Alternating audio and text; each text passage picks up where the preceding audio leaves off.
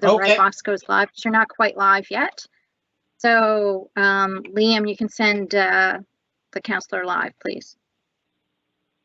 And you are live. Okay, thank you. Jumping the gun there. I'll call the meeting to order.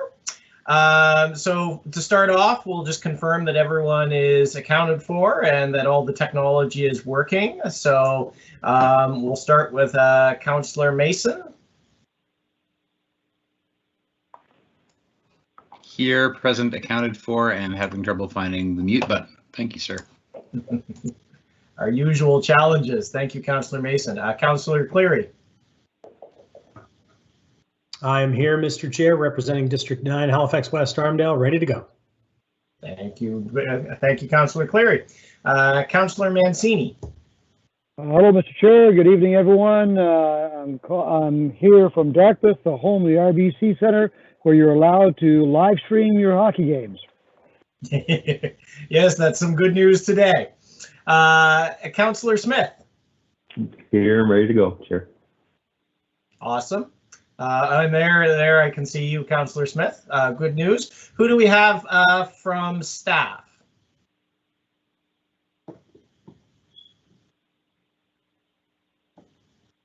Mr. Chair, I don't know if you can hear me. I can. Would that be Meg McDougall? No, sorry, Erin McIntyre, Program Manager for Land Development and Subdivision with HRM. Thank you, Erin. In terms of colleagues, is Steve Higgins on the line?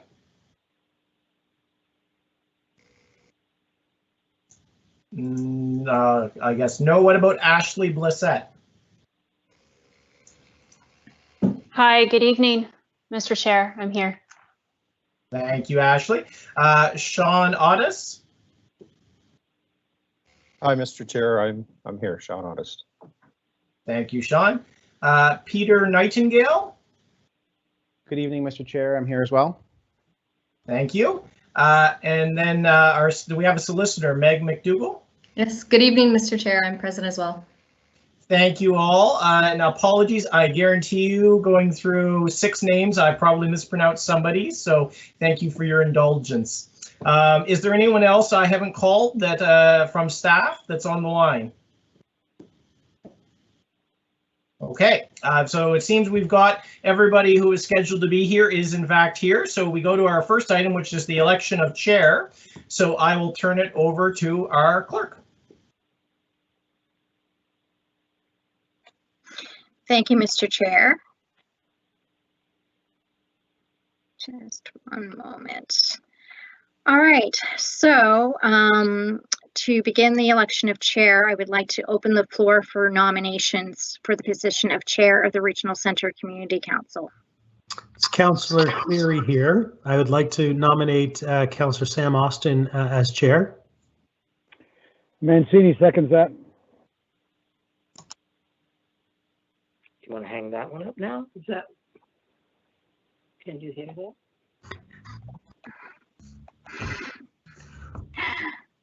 Okay, Councillor Austin, do you accept the nomination? I do. Okay, thank you.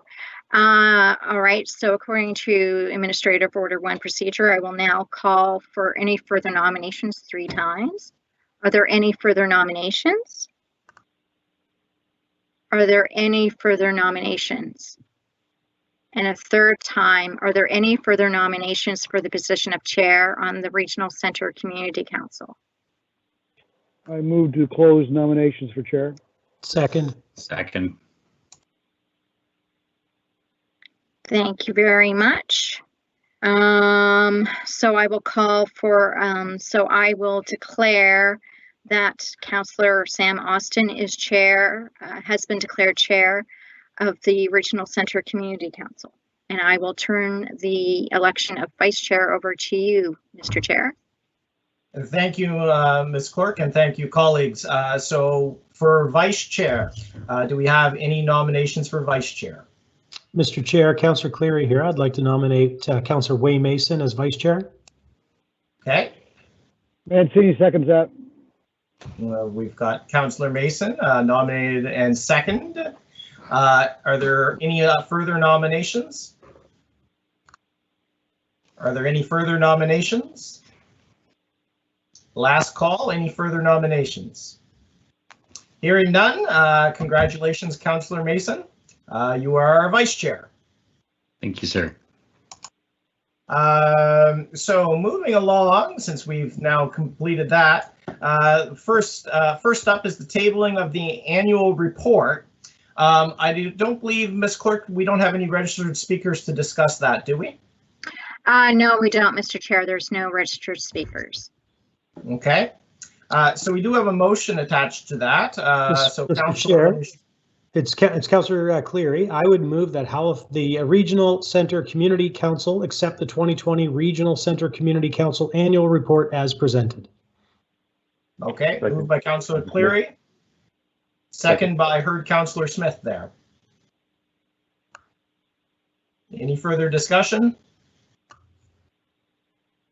Not hearing any. Maybe we can have the question on that. Question? Questions called. All those in favor? Aye. Aye. Aye. All those opposed? Okay, so we've accepted the annual report. So moving right along, approval of the minutes from September 23rd. What is your wish, Council? Someone want to move that? Councillor Cleary would move the minutes to be approved from September 23rd, 2020. Councillor Mason seconds. And we've got the minutes moved in second. Any discussion on that? Question. Question. All those in favor? Aye. Aye. Aye. All right, the minutes are approved. Approval of the order of business. Any additions or deletions, Ms. Clerk? Mr. Chair, there's no additions or deletions. Okay. Anything from council? We're good. Okay. Would someone like to move the order of business? So moved. Mancini. Moved by Councillor Mancini, second by Councillor Cleary seconds. Councillor Cleary. Okay. All those in favor? Aye. Aye. All right. We have an approved order of business. So moving right along, business arising out of the minutes, there is none. Calls for declarations of conflict of interest. Does anyone have any conflicts tonight? None. We have no motions of reconsideration or rescission. We have no deferred business, no tabled matters. There are no public hearings, so that moves us to our main business tonight, is the variance appeal for case 23178, appeal of site plan approval for 6399, 6395, and 6389 North Street. So prior to getting started here, I'm going to just lead with the opening. Thank you for joining us today for a virtual appeal of site plan approval hearing. The order of events for this virtual hearing will be the same as a regular site plan approval hearing. We will start with the staff presentation. Then the appellants will have an opportunity to present via telephone. For tonight's appeal hearing, the Regional Centre Community Council will be asked to consider whether two speakers qualify as interested persons in this appeal. If a speaker demonstrates that they are, I'm sorry, Ms. Clerk, there's some typos in this one. If the speaker demonstrates that they are, especially if, or not typos, it's just hard language. They are affected by the decision in this matter, different than the general public. They may speak regarding the appeal. After the appellant and any interested person speak to the respondent, property owner will make their presentation. A reminder to all speakers and those watching from home is this is an appeal of a site plan approval. The only parties able to speak are individuals who live within the notification area, who registered an appeal of the development officer's decision, and the property owner. I have the final list of speakers and will be calling speakers in that order. Speakers, please remain on mute until their name is called. Once called, you can unmute your phone by pressing 6 and you will have 5 minutes to speak. Once you have completed your comments, please remute your phone and then leave the meeting by hanging up your phone. These meetings are webcast and you can view the rest of the proceedings via the link on halifax.ca. I remind all parties listening on the telephone that there is a delay from the audio on the phone to the webcast of approximately 30 seconds. This is just unfortunately unavoidable. The technology is not quite there for us yet. So that's the introduction. So we will start with the staff presentation, which I understand is Peter will be presenting. Good evening, Mr. Chair, members of Community Council. Can everybody hear me okay? We can hear you. Thank you. My name is Peter Nightingale. I'm a planner with the current planning group here at HRM, and I'm here this evening with regards to the appeal hearing for case 23178, which is a level 3 site plan approval for 6399 North Street in Halifax. Slide, please. This property is located at the corners of North, Oxford, and Seaforth Streets in Halifax. The property is within the corridor zone under the Regional Centre Package A land use bylaw. The development will include the demolition of the existing buildings on these sites and the consolidation of the existing lots into one lot. The properties presently have been used as a 45-unit residential building, and the 2 smaller lots have been used as a single-unit dwelling and a 2-unit dwelling. The property has frontage on all 3 streets, North, Oxford, and Seaforth. Slide, please. This is a rendering of the proposed development. This is a 20-meter tall building with a mechanical penthouse on the roof that exceeds that 20-meter height as permitted by the land use bylaw. This is a 7-story residential building with 128 residential units. There are 2 levels of underground parking.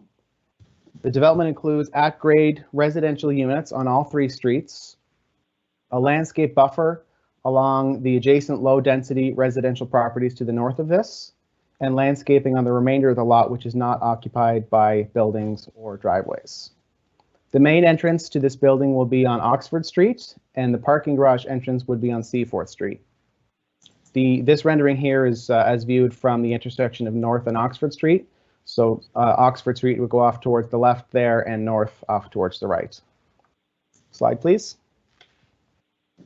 This is just another view. This is a site plan showing the proposed development on the resulting lots as it would front on the 3 streets. Slide, please. This slide shows an overall view of the development approval process right through to the construction permit issuance stage. On this slide, steps that are shown in green are things that have already been completed. Blue are things that are currently in progress, and gray are steps that are outstanding that haven't been started yet by the applicant. So as I'm showing here, there are sort of these 2 parallel processes that are happening at once here. On the left, we have the site plan approval process, which only regulates the design of the new building.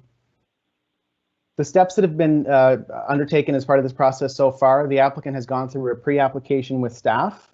This is intended as a way for us to sit down with the applicant before they go out and do their public engagement so that they can understand all of the bylaw requirements that would apply to their development and know what threshold they need to meet in order to go through with that. The idea here is that we don't want a developer going out to the public to show them a building that can't actually be approved, as that would just add confusion to the public and would be just confusing for the approval process in general.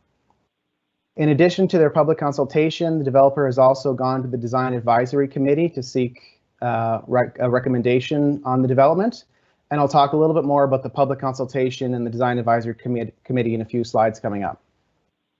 The applicant has made their full level 3 site plan approval application, and this has been approved by the development officer. As with any site plan approval, there is an appeal period, and we did receive 3 appeals to the development officer's approval. And as a result, we are here this evening with this appeal hearing.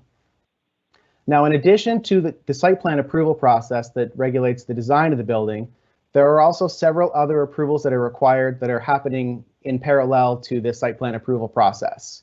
All of these things must be done before the property owner can proceed to getting a construction permit application. And I just wanted to highlight what some of these other things were that needed to be achieved before that could happen. So as there were rental units in this 45-unit building, the property owner must meet all provincial residential tenancy regulations with regards to those existing tenants. And as I understand it, there is an ongoing process relating to someone who has tenancy in that building.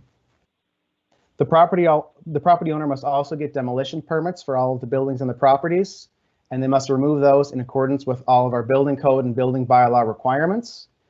I was speaking with our building officials earlier this week, and I understand that the demolition permit that had been issued for 6399 North Street is currently revoked as a result of some inaccurate information that was provided as part of that application.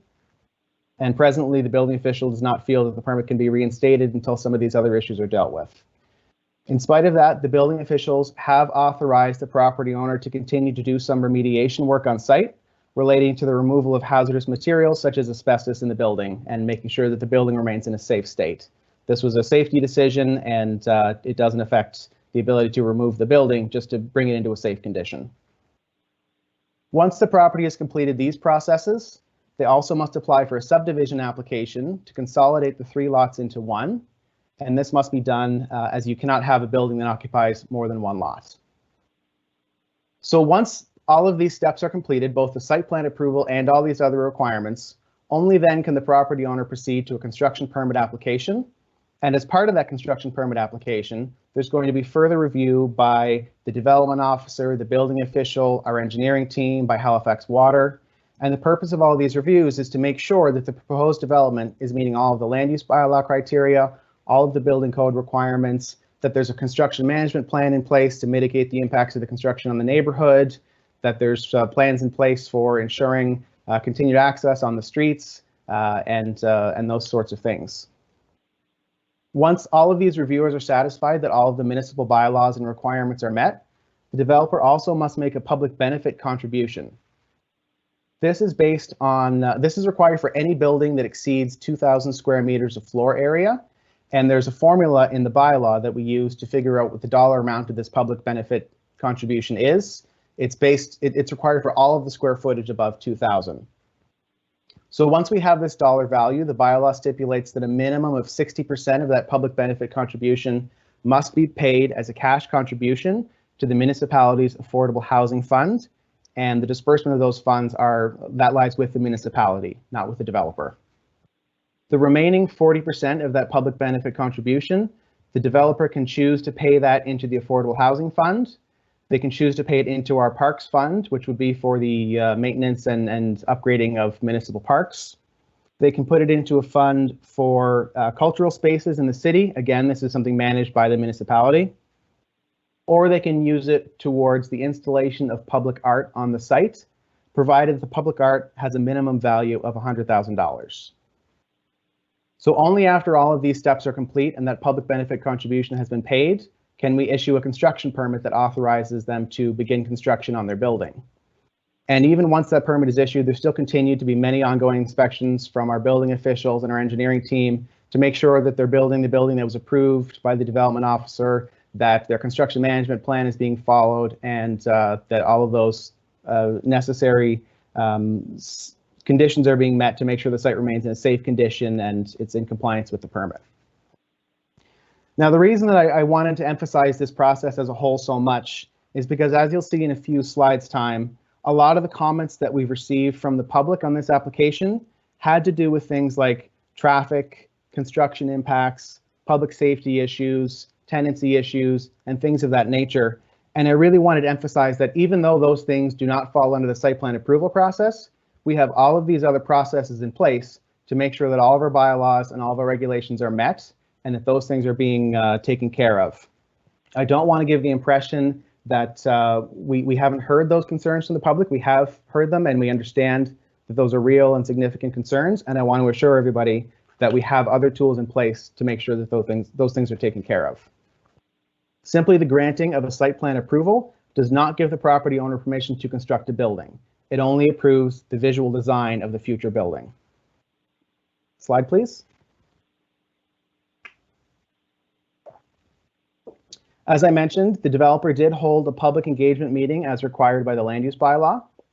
Due to COVID-19, this meeting was held in a virtual format, and the developer did submit to us a list of all the questions and comments that were received from the public that attended this meeting, as well as their responses to those. And I just wanted to highlight some of the high-level comments and concerns that we heard that seem to be most prevalent with regards to this application. There were a lot of questions about center plan in general, not necessarily related to this specific development, but more about how the center plan project led to a bylaw that enabled a development such as this. And there were concerns about the public engagement as part of that. That was something we heard a lot of at that meeting. There were lots of questions about the impact the construction would have on the neighborhood, including whether blasting would be required, how this would affect existing buildings in the neighborhood, and what would be done to make sure that there were appropriate measures taken to ensure that there wasn't damage to existing buildings and things of that nature. There were concerns that the design of this building does not reflect the neighborhood character and that this development would not integrate into the existing residential neighborhood. And one of the big things that we've heard a lot about through this process is the impact that this development is going to have on the traffic on Seaforth Street, specifically with Oxford Street School being just across North Street. We heard that there are a lot of young children living on Seaforth Street and that a lot of kids use this as a route to get to school, and there were concerns about what this traffic would mean for pedestrian safety in this area. Slide, please.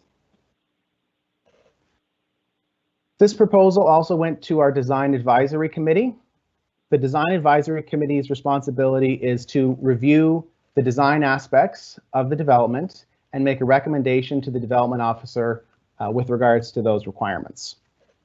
The Design Advisory Committee recommended that the development officer approve the site plan approval, subject to 6 conditions that they attached to that for things that they would like to see changed about the development.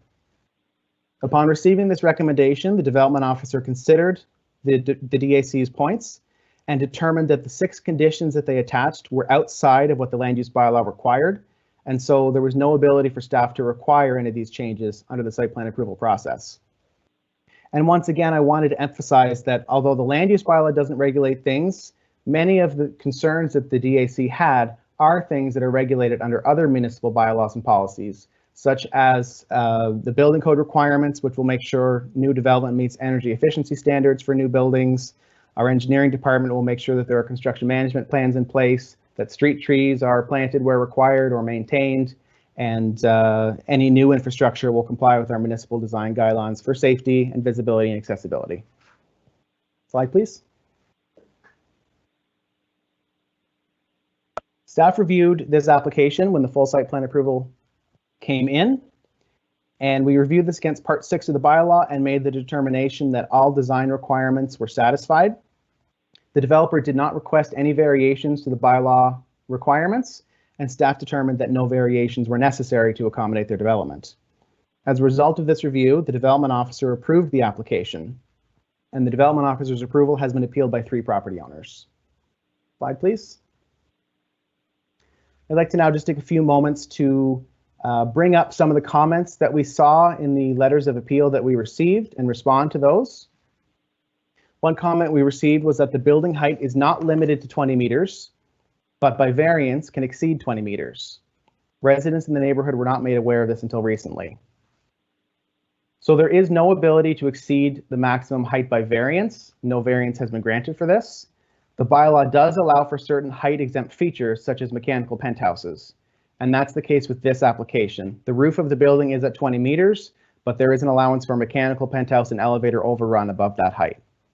This proposal meets those requirements. Slide, please. Another comment was that there is a conflict between what is permitted within Package A and what is within proposed Package B in terms of size of building and height. Package B proposes lower height to ensure the context and integrity of the low-rise residential neighborhood and abutting development in the community is maintained. So to respond to that, I'll clarify that Package B is currently a draft bylaw, which is being worked on by our center plan team. It's going through a public engagement process now, and they are open to receiving comments at any time from the public. But Package B currently has no regulatory effect right now. It has not come before council for approval. Package A is the land use bylaw, which has been adopted by council, and that is the bylaw that is in effect. And staff can only consider a development application against the Package A land use bylaw. Slide, please. Section 133, the penthouse is not part of the allowed height. The diagram used does not align with the bylaw. Section 133 of the bylaw is about the visual integration of the penthouse into the design of the building. The developer has achieved this by using the same siding materials on the penthouse as they have on other parts of the building to maintain that visual cohesion. The bylaw does allow for a penthouse to exceed the maximum building height by up to 4.5 meters for up to 30% of the rooftop. The mechanical penthouse does meet these requirements. Slide, please. Sections 135 to 136, pedestrian connections. There are 3 streets involved. There is no clarification on all connections, just an example.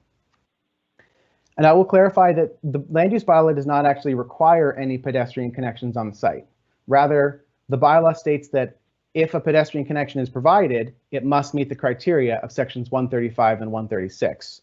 So there are 4 things in these sections that you can do in order to meet the requirements for pedestrian connection. This development proposes an at-grade open space at the rear of the development with a walkway going out to North Street.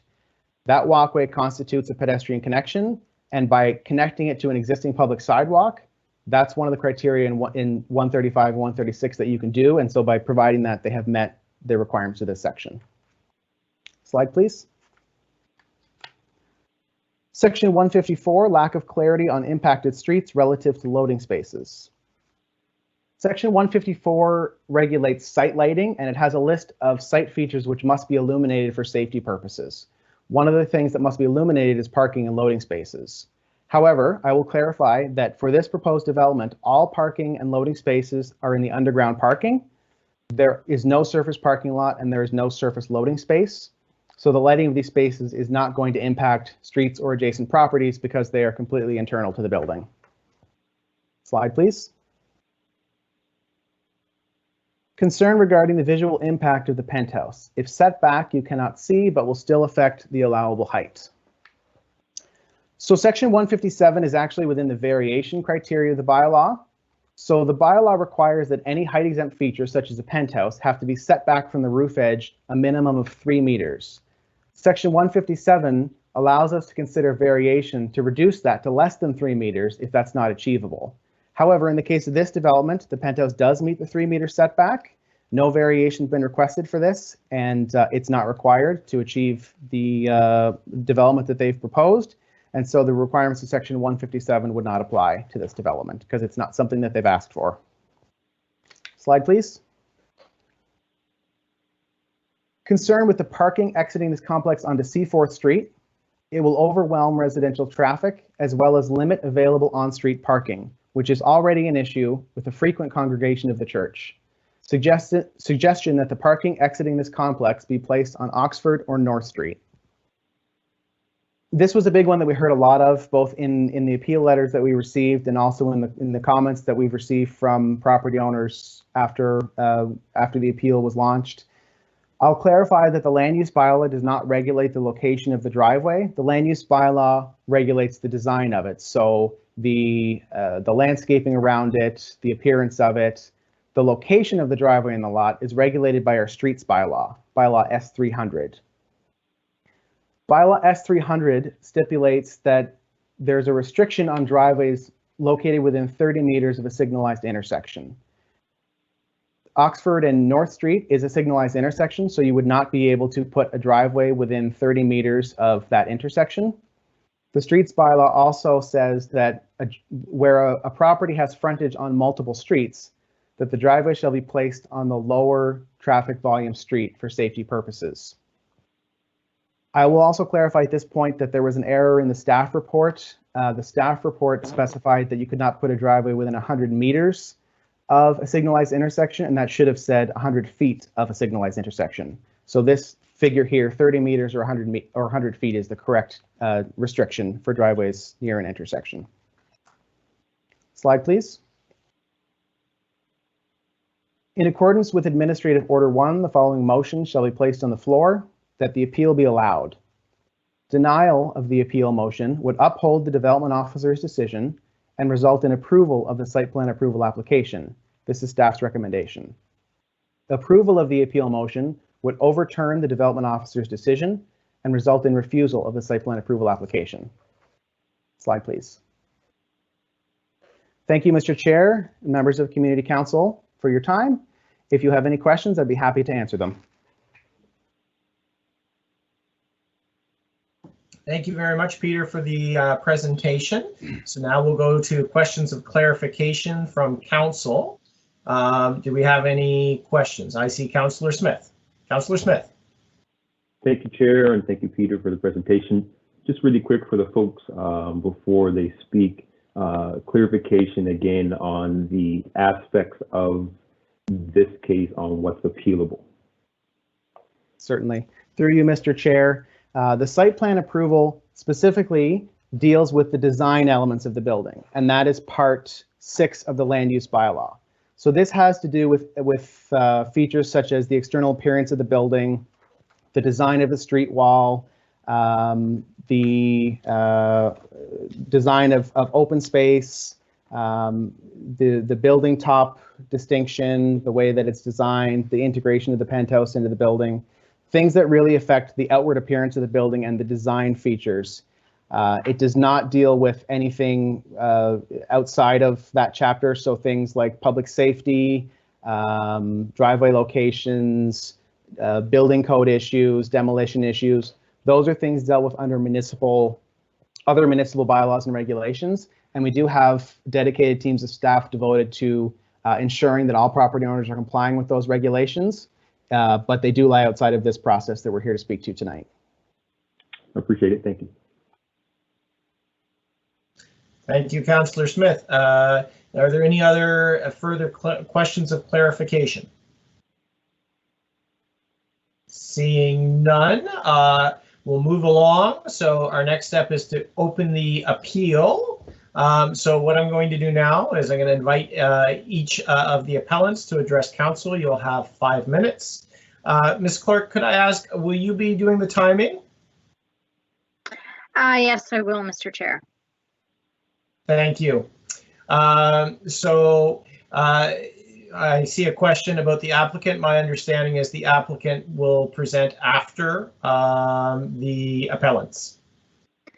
Yes, that is correct. Okay. Okay, so glad I got that one right. Okay, so we'll move along to our appellants, and the first one I have on the list is Pat White. Are you available, Pat White?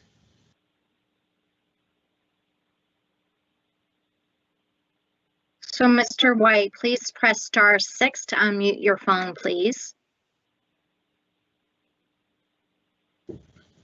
Hello. Hello. Hello, Mr. Hi, White. how are you? Yes. Okay, we can hear you. Okay, so good. You're up first. You have 5 minutes to present. Can I ask a question before my 5 minutes starts? If it's processed, yes. Okay, because basically most of the concerns in what Peter's speech was pretty good, and some of my things are the concerns about the part 6. So it seems like a lot of the stuff I probably won't be able to talk about now because of wasn't aware of that, because we were told by the planning department we would have an opportunity to talk about our concerns. So I'm just going to do the Coles note because I've been working on a long time with this. I'm sorry, Mr. White. This is my first variance one. Just before we go further, I think at this point we have to certify you as an interested person. Am I correct in that, solicitor? Yeah. Mr. Chair, Mr. White's actually an appellant, Yes. so he can speak. Yes. Oh, are we only certifying for additional? Yes, that is correct. Okay, it's so just he's free to speak.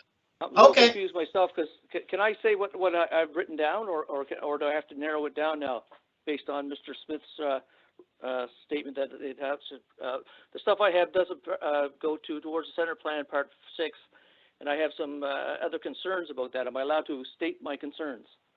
Well, I mean, yeah, you need to focus your appeal on the appealable grounds. Right. Okay. So I mean, will you guys determine what is appealable and what isn't? Because apparently all you guys, the council, sorry, was given a copy of my information. Yes, it's been circulated. So why don't you present what you have, and we will go from there. Okay, perfect. Okay, I'll start then. Thank you. First one is I'm going to speak about my concerns related to Part 6, Chapter 4. This development on the corner of Oxford and North Street wants to have the entrance to the underground parking on C4 Street, while the current entrance is on Oxford Street and has been for years with little or no issues. I have measured from the corner all the way to where the existing driveway is and to the corner, and there's more than 100 feet there, so there would be no problem for that to go there based on measurement. Currently, the area impacted is a small residential block on C4 Street between Dublin and Oxford in the small block. There's a huge church, 4 duplexes, single-dwelling homes, mostly 2 stories, and several dwellings with flats. The section also has 8 to 10 kids under the age of 12. The section of C4 Street allows parking on both sides of the street, which is usually occupied with an overflow of parking during mass services from 2 churches, one on C4 Street and the other one on the north and Oxford. With the proposed 128-unit development, traffic will be amped up dramatically. There's also people who park their cars all day and make their way downtown. Street cleaning, garbage trucks, snow removal, and young kids running around. This is a small block. Cars race from Windsor Street through C4 Street to Oxford Street to try and beat the traffic. Traffic on North Street likes to turn on Dublin, race down our streets to get to Oxford. An Oxford Street parking entrance could work. Driving up Oxford Street, crossing north at the lights, there is room for 2 lanes up to C4 Street, also room for 2 lanes on the other side of Oxford Street for C4 Street to North Street. Turning left or right from C4 Street onto Oxford, there's a lot of pedestrian foot traffic with stroller small kids and foot traffic to Oxford School. There will be blind spots for drivers when turning right or left on from C4 Street onto Oxford, especially if the development is from corner to corner. What about the driveway sight lines, which I'm interested for entering and exiting the proposed building? Will the slope of the driveway allow drivers to clearly see pedestrians along that section of C4 Street and the upcoming traffic with the on-street parking? Will pedestrians be able to see and react to any cars exiting the proposed building? With 128 units and equal internal parking spots, there will be increased traffic flow on C4 Street dramatically. The driveway could work on either North Street or Oxford Street, especially with the traffic signals located in North and Oxford. This would be long for traffic flow. Council has made traffic and safety a major priority. There are many street calming initiatives in the surrounding areas. This development would make C4 Street heavier with car volumes and go against the street calming initiatives. Our neighborhood has many concerns on the driveway being on C4 Street. We do not want a parking entrance on C4 Street. Penthouse is required under the Central Plan Part 6, Chapter 3. No matter how it's worded, exempt or whatever, the penthouse adds to the height of the 7-story building, which will total of 24 meters. Shadows and sun blocking. Level 3 mid-high rise location of penthouse not shown on the sign displayed in front of the building. Space will be used for mechanics and or shared amenities, which I don't know what shared amenity means. No explanation. Is this a living space? If you refer to case number 20267 on Shabukta Road, shows a penthouse in the design visible to the public. Planning Department staff advised the appeal rationale demonstrates no contravention of the requirements in the bylaws. Therefore, appeal should be dismissed. Not a good start for us. No time to review center plan bylaws. No public engagement, had 1 sentence or 2 to appeal, had to do extensive research, cross-referencing, search for meetings pertaining to this appeal. The document mentioned took 5 years to took 5 years to prepare. The applicants had 2 weeks. Level 3 site plan approval based on a document presented by lead architect dated March 2nd, 2020. Rationale for approval. Meeting September 2nd, 2020. Used to advise the design advisory committee. Highlight the building plan for 6 stories built with the 7th floor constructed as a bonus level using the central plan formula. Don't understand that. Community engagement, we're looking for the newspaper ad, and on the sign posted for a level 3 building, there's no information. We can refer to meetings at September 16th, 28th, motion approved with recommendation, no variance, no bonus density. My concerns at the end is the site plan approval should be deferred until the appeal hearing is settled with the gentleman involved and the investigation is resolved. The level 3 mid-high rise building approved should be thrown out. This all happened during COVID. Very hard time for everybody.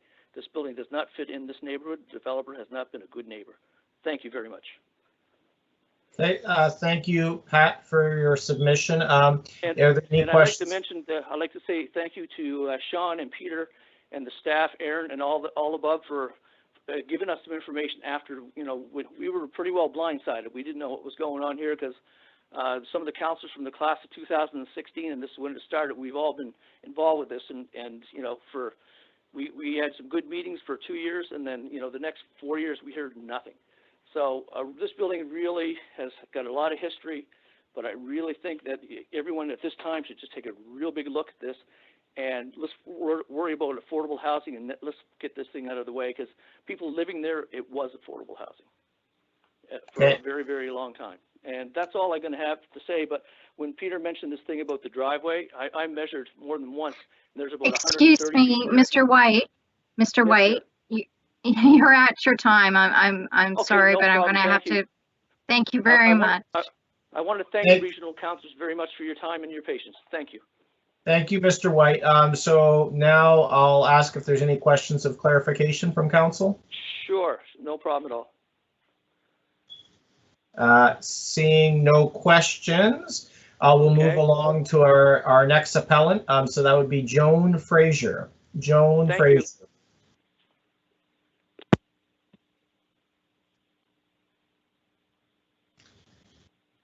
I think it's Joan, if you're on the line. I think it's, what is it, Miss Clerk, she needs to press? Star something? Yes, star 6 to unmute. She might be on the 30-second delay as well.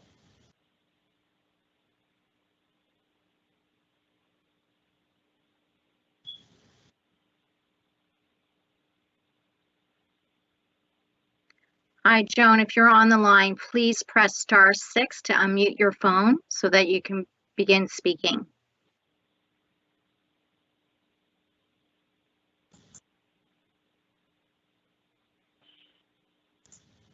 Is her number on the list, Miss Clerk?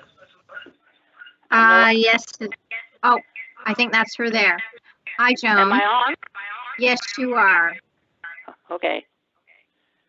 Okay, thank you, Joan. So you will have 5 minutes, so you can go ahead and start when you're ready.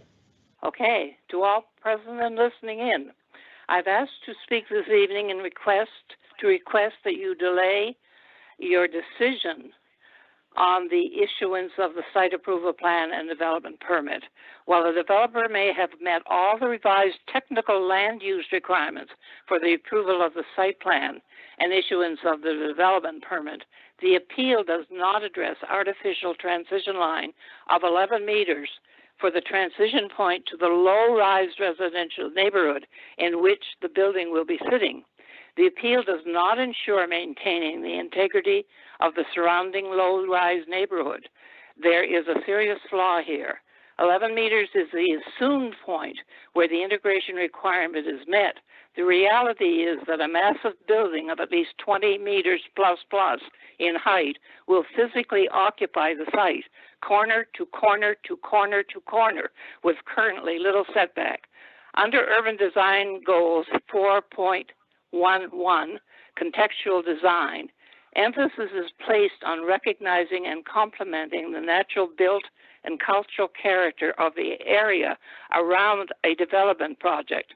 A 20-meter plus building physically located there does not do this and looms high over the low-rise residential neighborhood. It does not maintain the integrity of the existing community. In allowing the 11-meter integration point, the developer is being given a special advantage to gain approval. Otherwise, this 20-meter plus high building could not meet the 11-meter level integration requirement to ensure that the very nature of the area is not destroyed. This is an artificial line and a serious flaw in the process surrounding transition.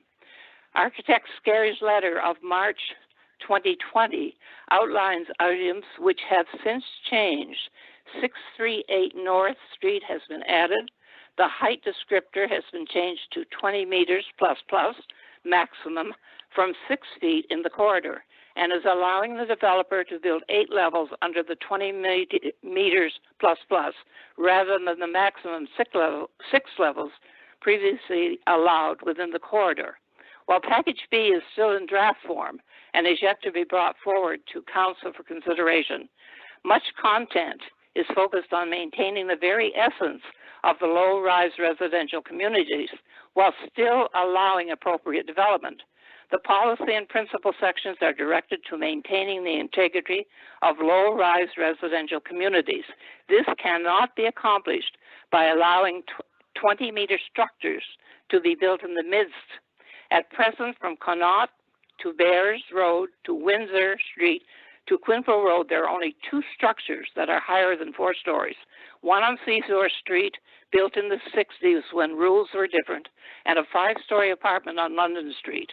Provisions are being recommended to allow new development to go forward in low-rise residential areas, but in keeping with existing heights. While the North Street lot became a level 3 mid-rise development area in September of 2020 from level 2, thus enabling the 20-meter plus height allowance. No information on this change was sent at the time to residents, even within the 100-meter parameter. In conclusion, let me emphasize the importance and need for reconsideration of the proposed building integration allowance of 11 meters, which is providing an artificial sightline for a building that is actually 20 plus meters in height. The reality is the building could not meet the requirement without this concession. The 20-meter plus height of the building is the real integration point into this low-rise residential community. The 11-meter height allowed for transition is not. The developer has had the demolition permit revoked, so cannot proceed until all the issues are resolved, including the legal ones. While the developer's current situation on the site may not be directly relevant to this appeal, it is preventing the developer from proceeding with the demolition. Therefore, time can be allowed for further discussion and clarification on this appeal. Let me emphasize the Regional Center Community Committee. Joan, you're at 30 seconds. Okay, can opt to delay their decision and should. This is an urgent matter that will forever have an impact on this low-rise residential community. Do not approve the appeal tonight, as there are serious gaps in the surrounding issues, which are noted previously. Must have and require further discussion and clarification. Please delay your decision. Thank you, Ms. Frazier. Can I make an informal, just short? I want to thank everyone, including the planners, who patiently answered my questions. This is not an easy undertaking for a layperson who can read the policy principle and land use bylaws, but must find the cross references and fully understand what all the wording means. And to say, for a layperson, it is an extremely exhausting effort, and it's all volunteer. So thank you again for your patience in this. Thank you, Joan. So are there any questions of clarification from council? Seeing none, I will move to our next appellant, Stephanie Woodman. Stephanie Woodman. It's going to be very fast because I'm listening to a very important conversation here. Joan, if you want to hang up, you can tune in online there. Thank you. So Stephanie Woodman. Stephanie, if you could please unmute your phone by pressing *6 and let us know when you're unmuted, please. Hi, can you hear me? We can. Hi, I just wanted to mirror, I agree with both Pat and Joan. They've brought up some excellent points. I'm also a resident for that street, and I pretty much everything that I was about to say, they've already brought it up. I appreciate everything they've said, and I don't really have anything else left to add. Thanks, guys. Okay. Thank you for that. So now we'll move. We have 2 additional presenters, and I gather this one's a little bit different. They're people seeking to qualify as interested persons. So I'm going to ask our solicitor, Meg McDougall, to speak to that before we get into that process. Thank you. Good evening, Mr. Chair and councillors. Meg McDougall, I'm a solicitor here.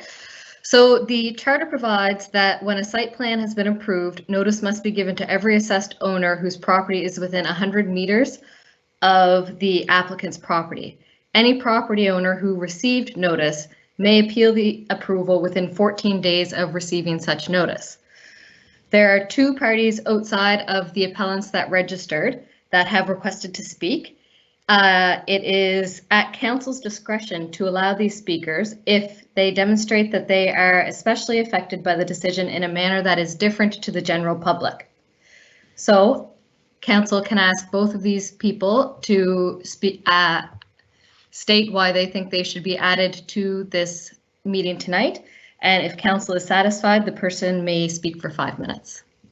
Okay, so I hope that clarifies for folks what we need to do. So I'm going to call the first one. Jane Spur, are you on the line, Jane?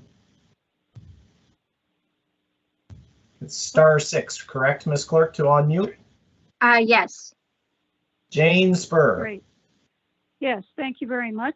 Hi, Jane. Chair, councilors. Just before Hi you there. begin, Jane, just keep in mind, we first have to certify whether you're an affected party, so you have to demonstrate that first before we can get into the general matters. I understand that I have to address standing, and I'm prepared to do that. I simply wanted to acknowledge those of you who are present and thank you for this opportunity. First of all, I have to show that I'm especially affected in a manner different from the general public. Well, I live at 6287 Seaforth Street, which is between Dublin and Windsor. So I'm on the section of street that is also going to be affected by increased traffic. I am on record since 2016 of raising concerns related to traffic on Seaforth Street in relation to this development, and most recently filed with Councillor Smith, you may recall, a petition from 25 residents on Seaforth Street requesting traffic calming, and that was in August of 2020. So the issues pertaining to traffic are very important. I should say, Ms. Spur, I think before we get into arguments about the particulars, we have to first certify whether being on the street but further from the distance it qualifies you as an interested party. Did you have anything more on why you are particularly affected for us to consider before we have a vote on that? Well, yes, Mr. Chair. I mean, traffic is the key issue. I am going to be more affected by the impact of traffic than somebody on Edinburgh Street or somebody, you know, on, Main Avenue. So, of course, I am more especially, or I'm affected in a manner that's different from that general public. Okay. And that is the essence for making my standing application here this evening. Okay. Thank you for that. So, unless Ms. Spur, you have anything else, I will now go to council to ask council what their wish is, whether or not that qualifies as an interested party. I see Sean Cleary Councillor Cleary has a question. Thank you, Mr. Chair. And I guess maybe just to our solicitor, is it this is the first time we've done one of these where we've had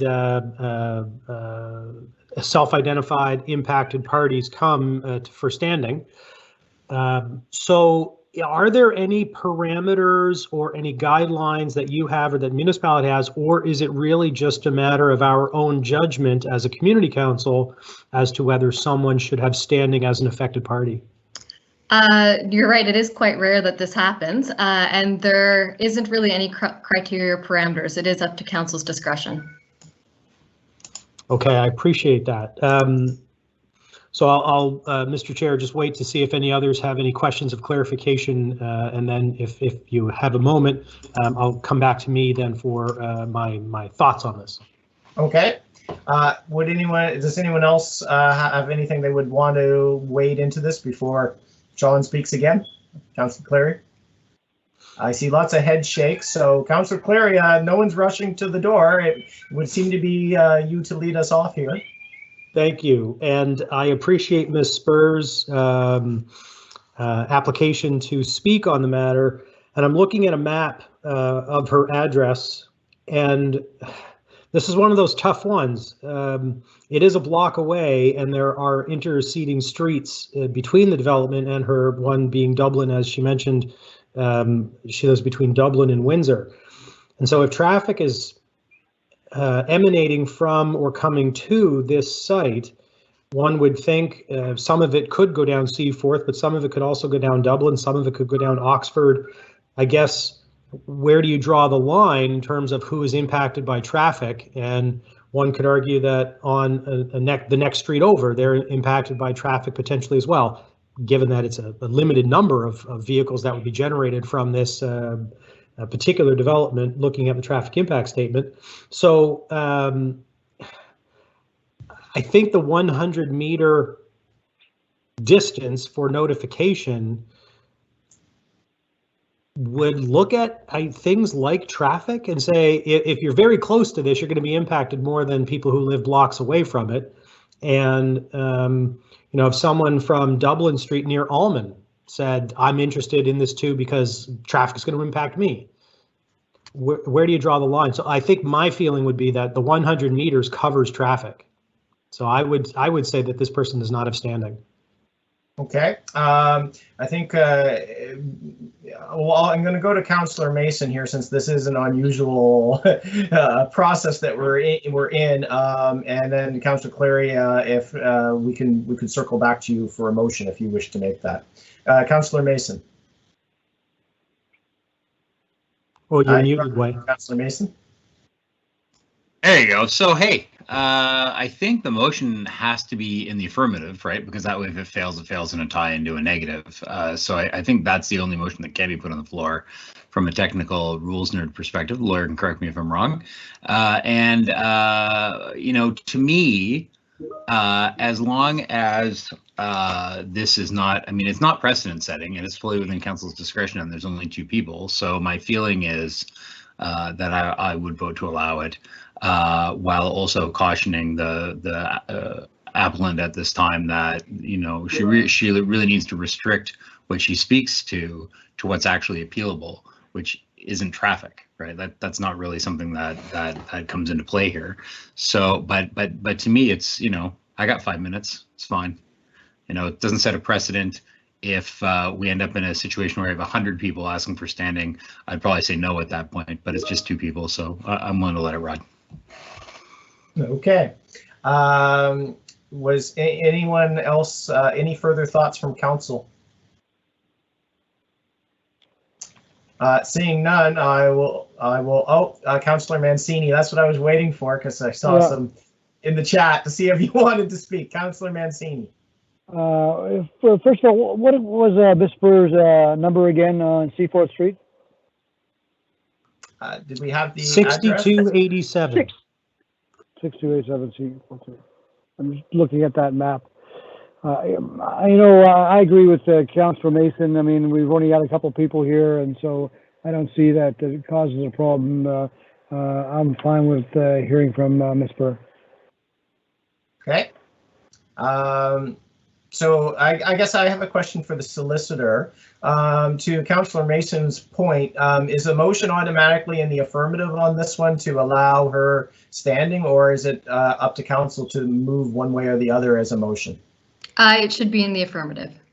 Okay, so the motion automatically would be to affirm Jane Spur as an interested person. Okay. I don't have a text for that. Councillor Mancini, we were just on you. Would you like to move that? Sure. So just to get the wording properly, the regional, it's difficult to read, that the Regional Center Community Council permit Jane Spur to speak at the site plan approval appeal. So moved. Second. I saw a second from Councillor Mason, although he was on mute. Sorry. Yes. There we are. So that's been moved in second. Any further discussion, colleagues? Question. Okay, the question has been called. All those in favor? Aye. Aye. Aye. All those opposed? Nay. So that's 3-2. So Jane Spur, you have been recognized as an interested party. So you have the floor for 5 minutes. Thank you very much, regional council members. First and foremost, I recognize that the sum and substance of the issues that are appealable has to do. Sorry,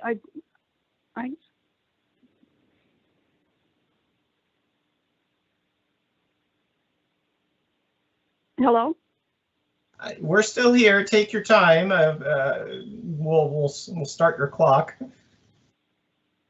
Sorry, there was a lot of static on the line, and I thought I'd been cut off. No, we're still here, so please continue. Oh, thank you. I had lost the video contact, so I lost a portion of that. So anyway, I guess some technical issues at this end. In any event, I recognize from the content of the briefing document provided to you for purposes of this appeal hearing that traffic is not an issue that is subject to this appeal. However, the design of the building contains the location of the driveway, which is coming out of that building, and that is a design element, and that driveway empties onto Seaforth Street. I understand that bylaw S300 is the bylaw that deals with traffic. Section 36 in particular deals with the engineer's authority in granting or approving a driveway location. Now, if I understand Mr. Nightingale, those are decisions that are yet to come in the process, if I understand the chronology that he outlined earlier. Think about this for a minute. This gives pause. This building plan has been presented to you with a driveway dumping onto Seaforth Street, dumping traffic that will be more than 1.5 to 2 times the existing cars that currently occupy the residence here on Seaforth Street. This is a significant issue.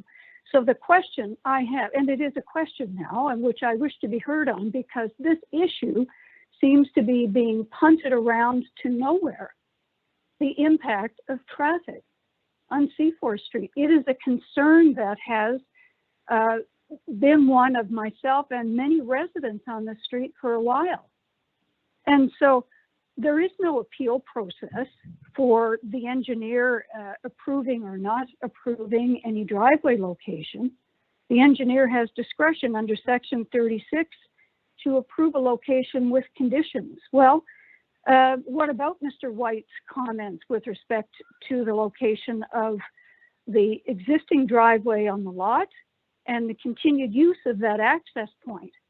So where do we, perhaps council, you regional council, can clarify for all of us this evening where we take these concerns to be heard, if ever, because my whole experience in this now is that these issues are, if they're not subject to this appeal, what are they subject to? Nothing, nothing. Someone can issue an approval under a bylaw and that's the end of it because there's no appeal of that.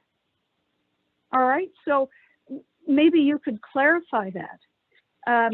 So that's one point on traffic. On the other points that are part of this appeal, I concur with the comments of my near neighbors, Pat White and Joan Frazier. In particular, I want to echo the concerns that Joan has raised of a procedural nature, and that is the apparent conflict on its face now as draft package B exists in its current form with the nature of the approval that is before you.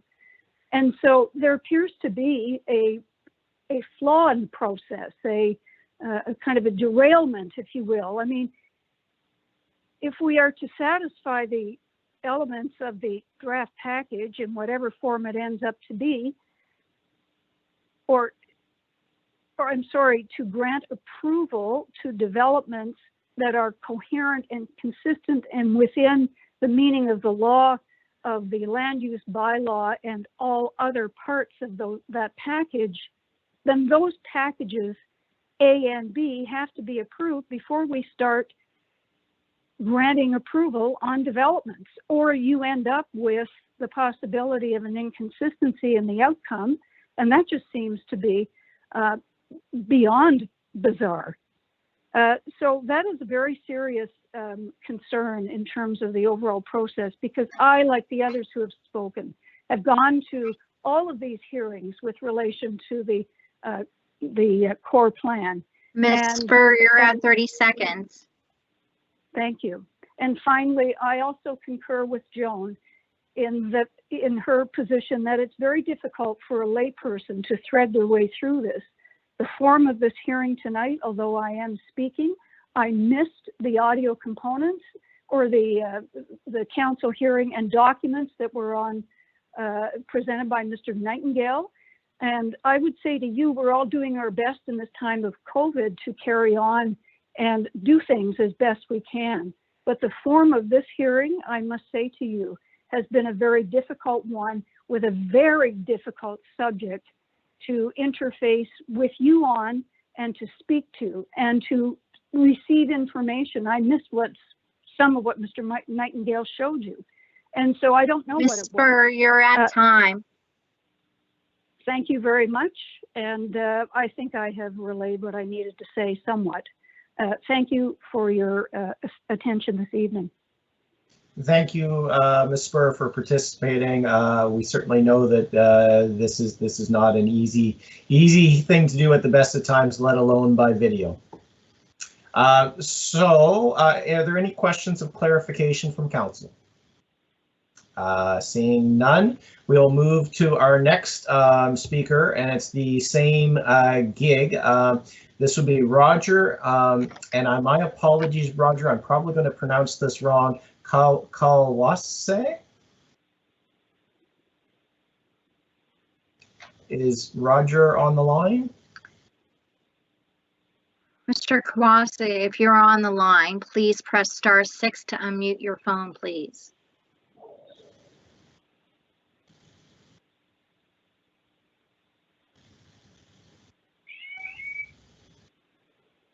Mr. Kawase, are you on the line?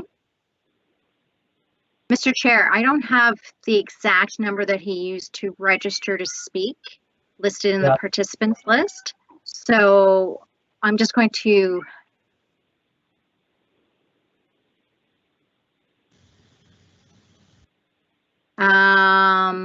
so Mr. Chair, a member of our staff had been on the phone with Mr. Kawase, and he said that he's not sure that he wants to speak, but that he's submitted his correspondence for your consideration. Okay, so he's withdrawn his request to speak then? I would assume so. Okay. So we'll move along then. So now it would be the respondents' chance to speak. I understand that there's two representatives on the line, George Giannoulis and Greg Johnston. So this would be your 5 minutes to respond.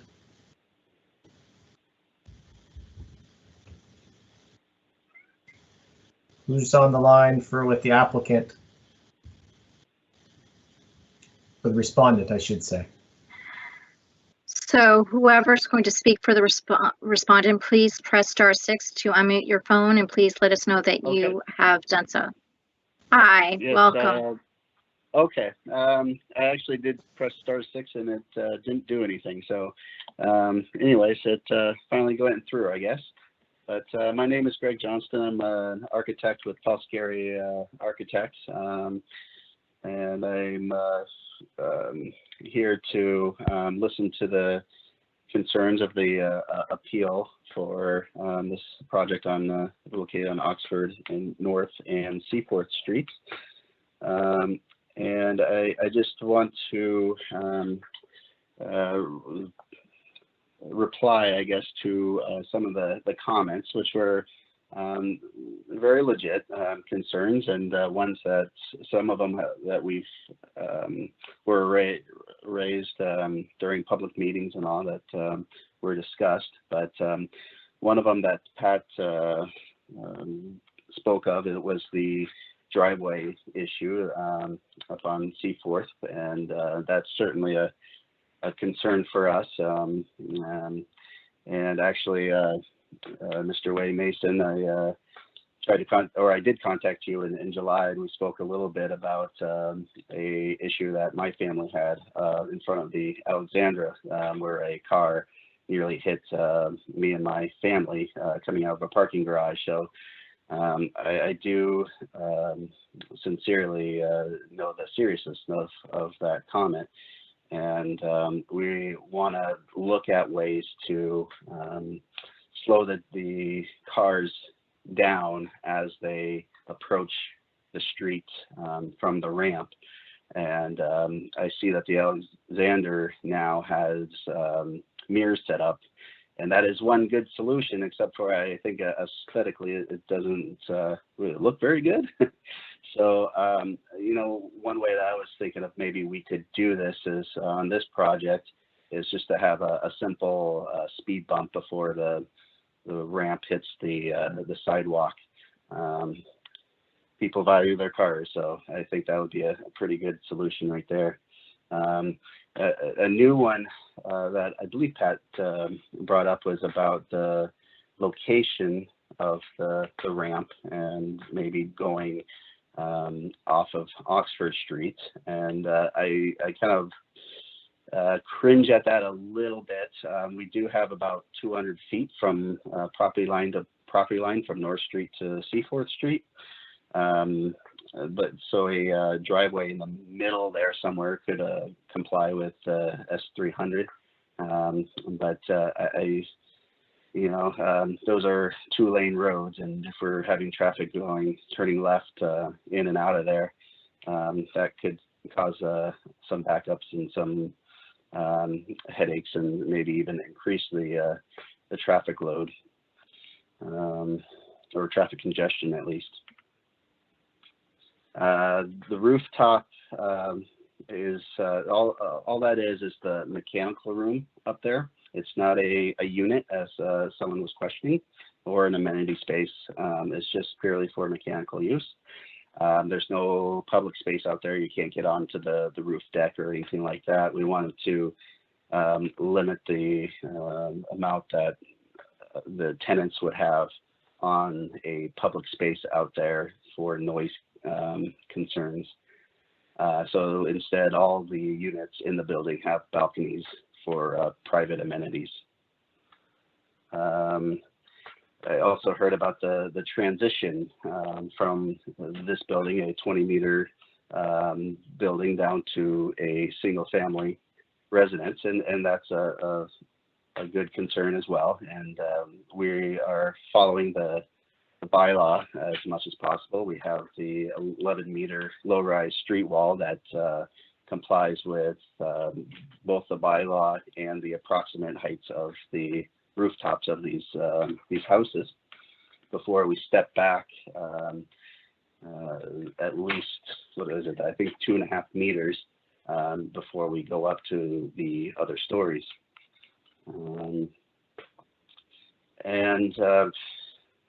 Boy, I don't really know what else to say about this. I know we're on the peninsula on this site. It's a great site. It's a great neighborhood. It's got a school right across the street, which You're at about 30 seconds remaining. Okay, thank you very much. And we're concerned with pedestrian traffic along there.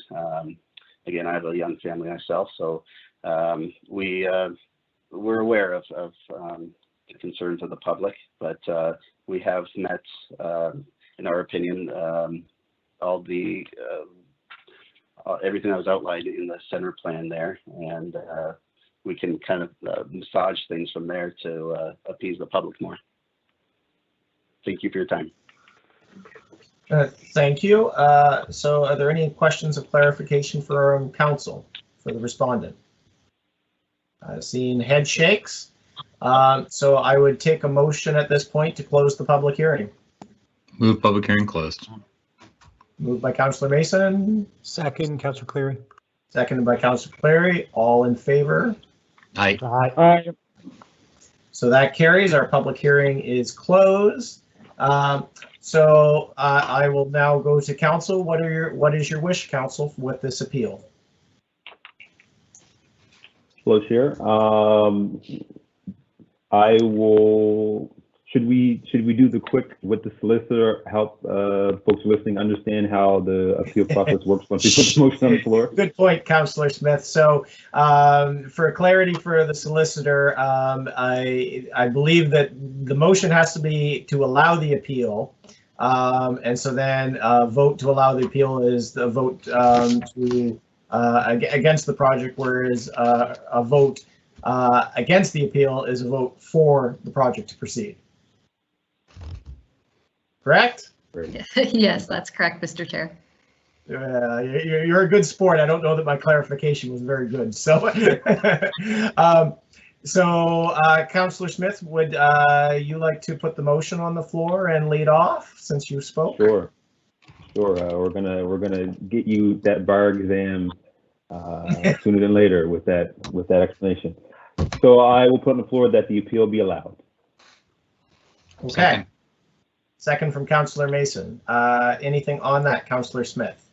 Yeah, one, thank everyone that spoke tonight and has written us correspondence who didn't have the opportunity to speak tonight to the council and express their concerns. This has been an ongoing case since I got on the council, and if we remember back, I don't remember the exact date, but there was a case that came to help Essex Community Council, and we turned it down because we had concerns around some of the design aspects and the allowances and many aspects of it, and we knew center plan was coming, and it would present a development that was in line with some of our future hopes in terms of designs, and center plan came, and this was the applicant followed the process and for getting their application in, followed that process, and now we're here today. And what we've heard around the appeal, what's appealable tonight, I only heard a few items that speak on this, and one that stuck out that I'll ask staff just to clarify because I wasn't exactly sure what it was referencing, but the 11-meter integration allowance. I think we'll go to staff at this point to ask that, if that's all right with you, Councillor Smith, then. Yep. Thank you. Through you, Mr. Chair, to answer Councillor Smith's question, I believe that the 11-meter integration point that some of the appellants were speaking to, I believe has to do with the street wall height of 11 meters. So within, and this is actually across the bylaw area, there is a maximum street wall height that can be achieved, and on this site it is 11 meters. And after that height of 11 meters, the building must be stepped back. And after that step back, the building can then go up to the maximum permitted height, which on this site is 20 meters. There were also some comments about some other comments about the transition, and I believe there may have been some comments about policies from the municipal planning strategy that talked about the transition in residential neighborhoods. And I would also just like to clarify that the municipal planning strategy sets out these high-level policies about how we should regulate development in areas where you're transitioning from something like a corridor zone down to low residential. But the way that policy is implemented is with the land use bylaw. And the way that the land use bylaw has implemented this policy is by establishing transition lines, which are applied anywhere where something like a corridor or a center zone abuts a low density zone like an R1 or an R2 in the existing peninsula bylaw. So this transition line is along shared property lines between these zones. It's not along a street frontage. So wherever you have one of these transition lines, and on this site, there is one on the north side between the corridor zone and the I'm not sure if it's R1 or R2, but the zone that's north of there. And as a result of that transition line, the building does have to be stepped back from the property line above a certain height in order to accomplish the transition between those two zones, if that answers the question. Yeah, that gave some more clarity. So for me, looking at the aspects that are appealable in the work that staff done to make sure they gave detailed responses to those. So I appreciate that. I'm still struggling to see on the grounds of appeal on the discussion today that we have grounds to uphold the appeal. But as mentioned, there's other aspects of this that still have to be addressed through other bylaws and whatnot. And we still have the ongoing case, which is outside of this process, but is one that I know my colleagues are paying attention to and are concerned about as well. So, in that sense, I'll wait to hear from my colleagues and come back if I need to. Thank you. Okay, thank you, Councillor Smith. We'll go next to Councillor Cleary. Thank you, Mr. Chair, colleagues, and for the appellants and the applicant for their presentations. Like Councillor Smith, I mean, when you look at the strict appealable grounds, none of the concerns raised deal with any of those appealable grounds. And I appreciate, people talking about traffic and driveway placement, but that's not even dealt with under the land use bylaw. That's the streets bylaw. And I'm sure Mr. Nightingale will correct me, but he indicated that it says it has to be on the street of lesser volume. And so if you have a street, or if you have a development bounded by 2 or 3 streets, it will end up on the, generally speaking, the more residential local street, because that's always going to be the street that has the lesser volume. So that's not an issue for tonight's appeal. If anyone wants to take a stab at changing bylaw S300, that's a totally different process than this appeal. Having said that, we made a commitment to increase the population and the density of the urban core through center plan. That was the whole point of center plan, to enable things like this. And I think this is going to be interesting as things come to us over the next couple of years, because it is new. I'm looking at page 3 even of the staff report. Is it page 3? I think it's page 3. And 4, talking about things like the Design Advisory Committee. And they made 6 recommendations. None of them were actually in the scope of the sections in part 6 that are things they could recommend. So even the processes that we have in place, I think it's going to take a little while for people to get used to what we have in place. And I thank the residents for coming and speaking, because I appreciate their concerns, because it will help us overall with the bylaw and any changes that may or may not be needed in the coming years as we adjust to this brand new fantastic bylaw, which is never going to be perfect and we can always make it better. But in terms of tonight's hearing, I have to agree with Councillor Smith that there's nothing here that of the appealable grounds were spoken to. So I will be not voting for the appeal. Thank you, Mr. Chair. Thank you, Councillor Cleary. So next is Councillor Mason. Thank you, Mr. Chair. Like my colleagues, the challenge here is that what council is legally allowed to do is under section 247 sub 4 of the charter, the Halifax Regional Municipality Charter, and it says that we can make any decision that the development officer could have made. The development officer has to determine whether or not the proposed building meets the land use bylaw. That is what they do, and that is what we're asked to do to make sure that process was followed. So, I have to say the process was followed, and I understand the concerns, and I even sympathize with some of them. I mean, ultimately, Councillor Smith and I both felt that 20 meters might be too tall here, and we proposed 14 and 17 at the various committees we're on during this process, and we were unsuccessful. But the law has been passed now, and as I said at our variance appeal hearing for MSCODE at Halifax and West, our job is very narrow. Our job is not to move beyond the law; it's to interpret whether the law has been met. And while neighbors are unhappy with both what's allowed in the center plan and what has been approved by the development officer, I can't in good conscience say that it's not allowed under law. So the plan is what is allowed. the garage entrance is where it's allowed under the bylaw. One of the applicants said, well, how do we change that if we can't do it here? Well, the answer is, as Councillor Cleary said, is councillors would need to change that bylaw because the community demanded it. And we would have to have a large discussion. And there's really good reasons not to put these driveways on the busier streets where the buses are and where there's some more traffic. And that would be a hard argument to make, in my opinion, but we could have it. I also want to address, just to be crystal clear, Package B, we got letters from people both who appealed tonight and who did not come tonight. Package B doesn't change anything on this lot. Package A is done. Those lands are done. And there's a couple of small things in housekeeping on the interface between Package A and Package B, housekeeping items, but we're not contemplating reopening Package A and changing things wholesale. That's done, and I feel quite comfortable saying that because I was very clear to my residents in newsletters and in interviews and in every communication. Be very careful because when this is done, it's done, and those rights are conveyed, and they are conveyed.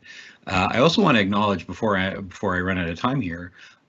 What happened with the demolition without a permit when someone was living inside, or when the permit conditions were met, was, in my opinion, and it will ultimately be decided in court, but in my opinion, that was deplorable, and the applicant should be ashamed for doing that. And we need to have stronger provincial laws. And I've already made the motion at council before that even happened to increase the fines to be punitive to stop that from happening. But while that's true, and I absolutely agree with that, that doesn't have any bearing on the legality of whether the approval should be allowed or not today, I'm sorry to say. So, and then finally, I'll just apologize to the resident who said this is a hard process to do virtually. We know it's hard. It's very hard. It's been hard for council. You know, we are still under a state of emergency. We're only allowed to do this virtually because of the state of emergency, the order from the minister. We all can't wait to get back to normal, but it's important that we continue to have the government function during these times. So we're all doing the best we can, and we do apologize for that. So with that, I will not be supporting the appeal. I'll be supporting the development officer. Thank you, Mr. Chair. Thank you, Councillor Mason. Councillor Mancini. Thank you, Mr. Chair. Thank you, everyone, staff, and those that presented this evening. First of all, Peter, great job with the presentation, and that was one of the better explanations. This is very difficult tonight for everybody, and so well done, Peter, on that. Big brownie points for you. You know, based on the aspects of what's appealable and what's not, I didn't really hear anything, the opposition from those that spoke tonight, or any of the communication that came into us leading up to this evening. So, you know, without repeating what my previous colleagues have said, you know, I am definitely looking at the denial of the appeal. In saying that, you know, these are people's homes that we're talking about. These are people's community that they obviously love and cherish, and this is difficult for them. I understand that. We, as stated, I think Councillor Cleary said, you know, we are looking at creating more growth in the core, and this is what we need to do as we move forward, as we continue to grow. It doesn't make that any easier for those that we heard from tonight and wrote to us. You know, the virtual meetings are very difficult. I don't like them. I don't like them. I mean, we can do them for council meetings, but when we have people outside of council, outside of staff trying to engage, this is very, very difficult. So I'm sorry for that difficulty. The lay person, and I believe the municipality does a very poor job of communicating in a fashion that anybody can understand. It is very difficult. And we don't, I'm still looking for a solution, colleagues, on how we can communicate better. We're trying to inform people of either a public hearing or an appeal hearing. In the years gone by, when Councillor Hensby was a boy, it was one method. There was the newspaper, and everybody paid attention to the newspaper. Well, now there's so many methods, and it's hard. It's very difficult. It's even difficult for those that are engaged. So I am sorry for that, and that's something we have to work on. So I will be, looking at the denial of the appeal this evening. I will mention, and I'm glad Councillor Mason brought it up, you know, demolishing a building while someone's property is inside. Man, I don't know how you sleep at night, but anyhow, that's got nothing to do with tonight. That's just a comment and a point. Thank you, Mr. Chair. Thank you, Councillor Mancini. So seeing no further speakers, I think we will be safe to do this by calling the vote. So all of those in favor of allowing the appeal. All of those opposed to the motion, which is the appeal. Nay. Nay. Yay. Okay. So the nays have it unanimously. So that concludes our appeal. Thank you everyone for participating tonight in this one. So we'll move along to our next item, which is 11.1 correspondence. Ms. Clerk.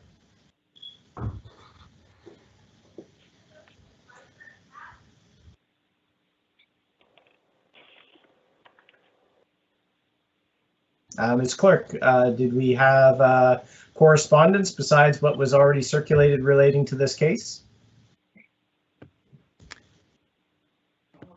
Mr. Chair, our clerk is just having some technical difficulties. I believe that there was correspondence distributed related to the variance appeal, and my understanding is that is all, but I will allow Andrea to correct me if I'm wrong. Yes, it has been circulated. Thank you. Okay, so petitions, no petitions tonight from anyone on council? Seeing none. No information items brought forward. We have no reports. Well, we do have the proposed schedule, 13.1.1 proposed 2021 Regional Center Community Council meeting schedule. There is a motion on this, council. Council, what is your wish?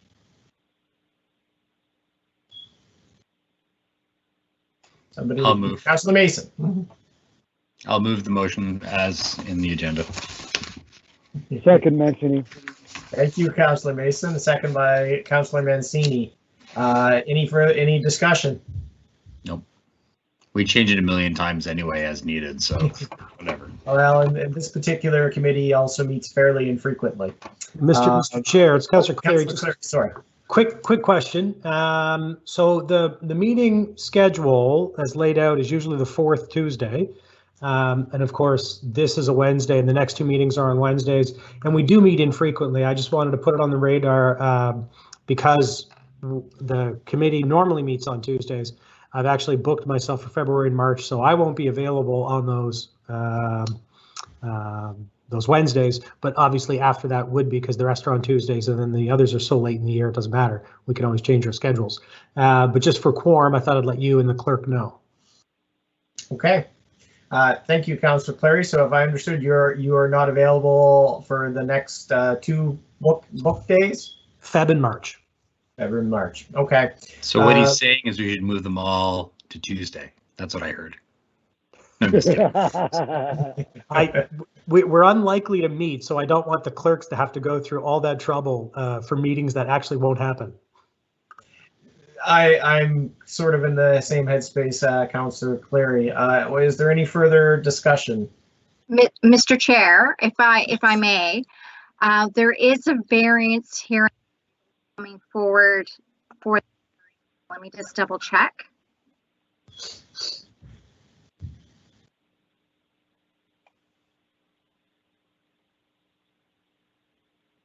Yes, there is a variance hearing scheduled for the February meeting.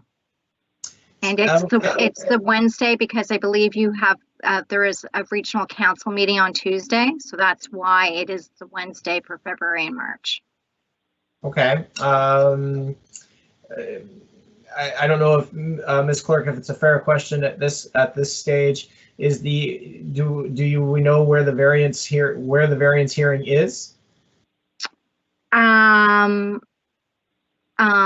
McIntyre's on the line. Can you speak to that for the councillors, please?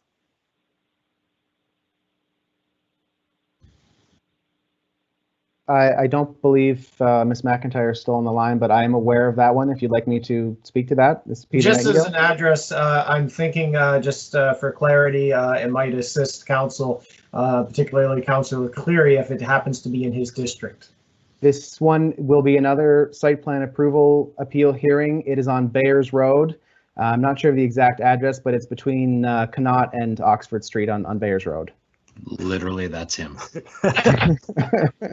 We'll approve the schedule, Mr. Chair. We can have a discussion offline if we need to move the February meeting or if I have to move another appointment.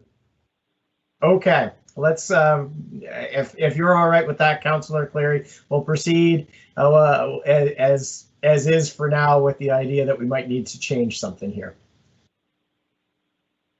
Okay, seeing no further discussion, can we have the question on that one, on this motion? Question. Question has been called. All in favor?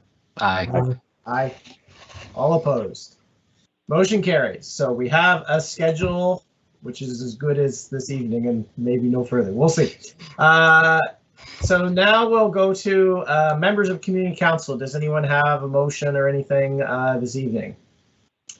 Seeing none, we do have a personnel matter to move that I believe we have to go in camera for.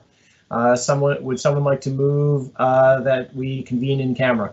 Councillor Cleary moves. Moved by Councillor Cleary. Second. Second by Councillor Smith. All those in favor of going in camera? Aye. Aye. Okay, we will reconvene in camera. So what does that mean in terms of moving to meetings? We've got an in-camera meeting link? That's what I was suddenly just realizing. Ms. Clerk, we do have a separate appointment, I believe, right?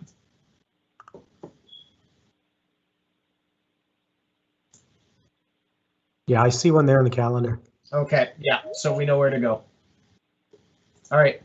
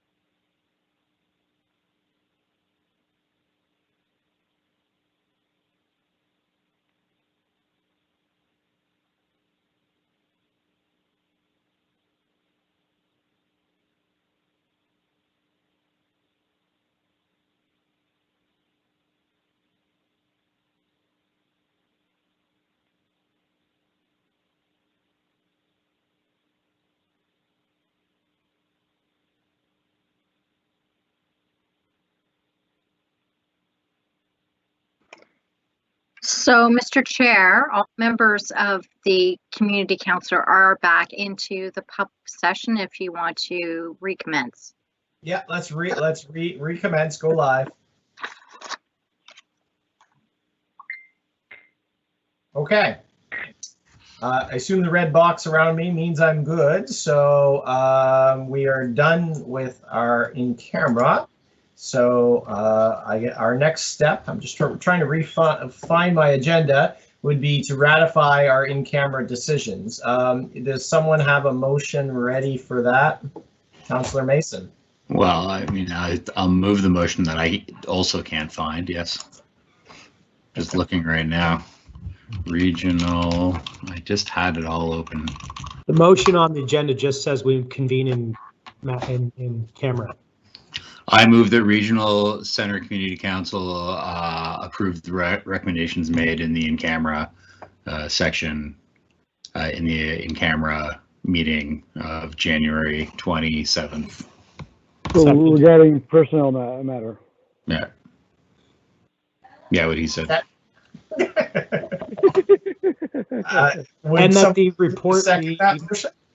that the report be confidential. Blah blah blah blah blah. Not released to the public.